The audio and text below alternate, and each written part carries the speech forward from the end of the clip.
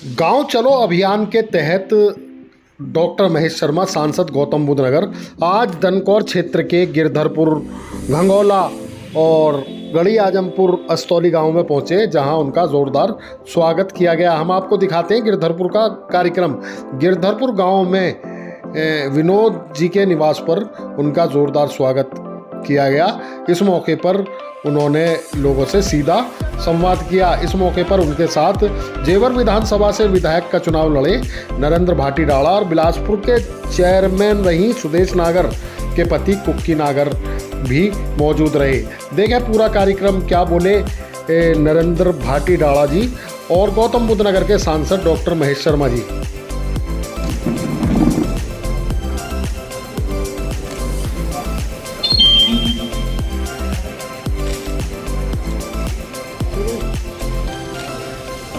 आपने देखा कि हमारे देश में नरेंद्र मोदी जैसे प्रधानमंत्री कभी पहले नहीं हुए।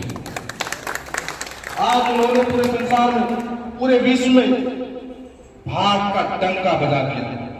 एक सनातनी, एक ऐसे आध्यात्मिक महात्मा हमारे देश के प्रधानमंत्री हैं, जिन्होंने हर किसी का विकास कराने के लिए, चाहे गरीब हो चाहे रईस हो, चाहे गरीब की बेटी हो चाहे रईस की बेटी हो, सबके विकास कराने के लिए, सुरक्षा के लिए पूरी ताकत से वो खड़े हुए।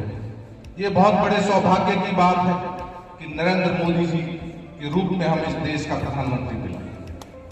फिर बात आती है उत्तर प्रदेश की। उत्तर प्रदेश में आप देखिए आदित्य योगी जैसे, जो वास्तव में तपेश्वरी है, जिन्होंने, जहां पर उत्तर प्रदेश में दहशत और डर का माहौल होता था, हमारी बहन बेटियां घर से निकलते हुए डरती थी। आज उस दहशत, उस डर के माहौल को खत्म करने का काम अगर किसी ने किया है तो भारतीय जनता पार्टी के मुख्यमंत्री आदित्यनाथ योगी जी ने।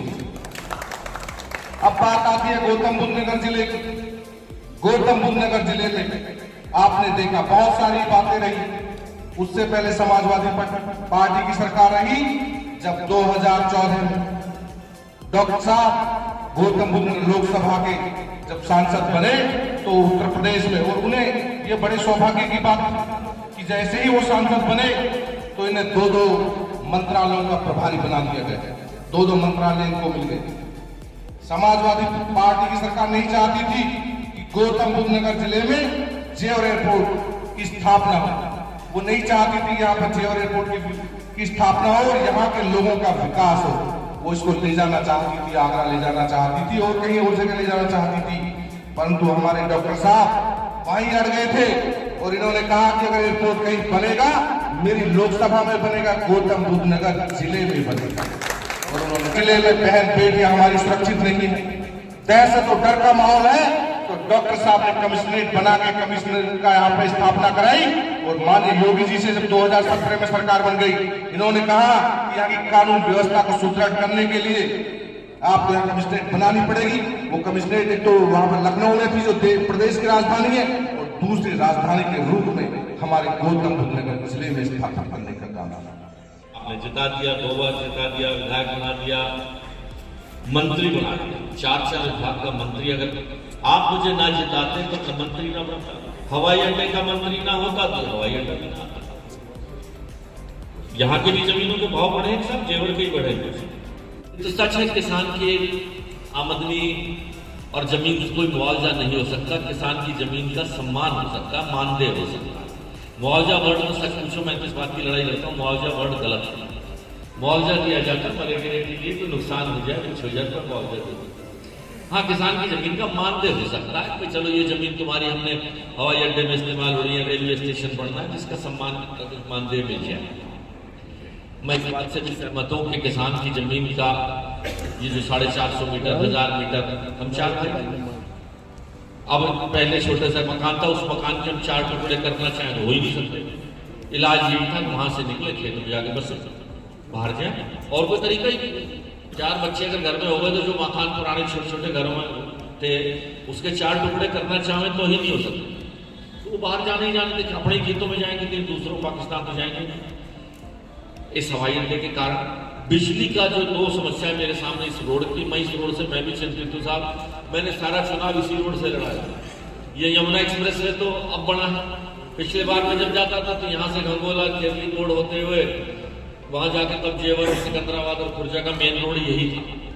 लेकिन मैं भी इससे चिंतित हूँ, इसमें एलिवेटेड बने, डबल रोड हो या बाईपास। अभी जी ने बताया 3 समस्या जी हैं और इसको मैं विश्वास दिलाता हूँ, उसको मजबूती से लड़के, तो अब डर लगने लग गया इसको। और ब्याह शादी के दिनों में तो भाई ब्याह शादी का एक आध ब्याह शादी हो रही होगी तो पता नहीं घंटा लग जाए क्या लग जाए, लग जाता था। ये रोड की स्थिति मतलब जाने के नाम से डर लगने लगता है, ना जाने कब फंस जाओ। बिजली का समाधान का विषय मैं एक बार ये करता हूँ कि अगर कुछ लोगों के पिछले देखो हम भी जानते 12,000 करोड़ की लागत से हम बिजली गिरा गए और अपनी पूरे पश्चिम उत्तर प्रदेश से अपने यहाँ जिसकी 60% बिजली हमें मिली। जिस दिन ये प्रधानमंत्री इसमें आए थे, आपको ध्यान होगा ये जो म्यूजियम बना था जिसमें आपको पता होगा कि गुजर इतिहास की भी 1000 साल का इतिहास हमने उस म्यूजियम में लिखवाया था, मैं संस्कृति मंत्री था। और उसी दिन ये बिजली घर की और एयरपोर्ट की शिलान्यास प्रधानमंत्री जी कर गए। वो शिलान्यास अब बिजली घर बनकर तैयार हो गया। इसी मार्च में ही इसकी मार्च अप्रैल में बिजली मिलनी शुरू हो जाएगी, तो हमारे पास बिजली फालतू हो जाएगी। अब 24 घंटे ये अरनिया में बनाया था पावर प्लांट बना है, 11,000 करोड़ का पावर प्लांट, बहुत बड़ा पावर प्लांट है। तो इतना बड़ा पावर प्लांट है, हमारी तो 3 गुना जरूरत से भी इतना बड़ा पावर प्लांट है। तो अब हमारी ये बिजली की 24 घंटे की समस्या खत्म हो जाएगी। हम इस दोनों समस्याओं को, रोड वाली को और इन दोनों को, ये विश्वास दिलाता हूँ मैं मजबूती से इसे रखूंगा। आपका जो प्यार सम्मान मुझे मिला है, मैं विश्वास दिलाता हूँ। आपके पास आज तक भी कोई खबर ये नहीं आई कि सैफी साहब पत्रकार महोदय किसी ने ये नहीं कहा होगा भाई ने कहीं 2 रुपया किसी से उद्योगपति से चंदा लिया हो या कहीं किसी से बेईमानी करके सड़क में इसमें कोई 2% 4% कमीशन खाया। ये ना हुआ है ना होगा। जब गरीबी थी जब भी नहीं हुआ, खाली आता था 600 रुपये लेके आया था एक साइकिल, जिस 40 साल के समय में और यही समाज से भी लोग बाग ये भी कहने लगे कि आप गुर्जर बिरादरी का विरोधी है महेश शर्मा। मैंने कहा भैया जिस बिरादरी ने मुझे जगह दी, पनाह दी, मान दिया, सम्मान दी, पहचान दी, राजनीति दी, सामाजिक दी, मरना जीना मेरा यहाँ है, कोई एक काम तो बताओ उस बिरादरी के खिलाफ। मैंने कभी आप में से इतने लोग खड़े, कभी कोई एक व्यक्ति मेरे पास आया और उसका मैंने सम्मान ना करा, चाहे एक गिलास पानी पिला के भेजा, कोई एक विषय मैंने ऐसा उठाया। लेकिन हाँ, राजनीति में अगर कोई यूं कह दे नवाब सिंह नागर का टिकट कट के होगा, वही आ सकता सरसों का तेल। कभी डालडा की हमने इस्तेमाल किया। डॉक्टर है ये डराते रहते हैं, डॉक्टर ये जो पुरानी पीढ़ी चल रही है देसी घी की वजह से चल रही है। ये जो डालडा खाने वाले हैं ये जिनकी किडनी फेल हो आती है। तो सच्चाई ये है, मेहनत कम होगी, ये बात भी सही है। मेरे साथ आए भाई सोविंदर भाई दीपक भाई से हैं, ओमकार भाटी हैं, भाई संचित हैं, सभी को मैं धन्यवाद देता हूँ और आपका ये विश्वास दिलाता हूँ जो समाज का कर्ज मुझ पर है उसका उसको 4 गुना करके उतारूंगा, ये विश्वास।